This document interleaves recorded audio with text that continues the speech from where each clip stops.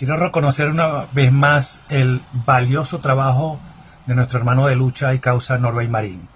Pero quiero valorar también la valentía y la gallardía de Kilómetro, asumiendo la verdad de lo que realmente pasó y no dejarse manipular o amenazar con la rata de Oliver Blanco, el jefe de prensa de Delcy Rodríguez, y de Luis Faría, presidente de la Cruz Roja venezolana corrupta de Diosdado Cabello.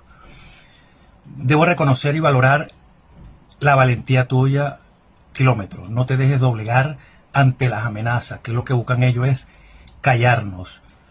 Una vez más, Oliver, Luis, Delcy, Diosdado se equivocaron con nosotros. Estamos juntos en una causa y la verdad siempre triunfa. Así que no pierdan el tiempo intentando amenazar, intentando amedrentar o asustar a los guerreros de lucha por la libertad de Venezuela.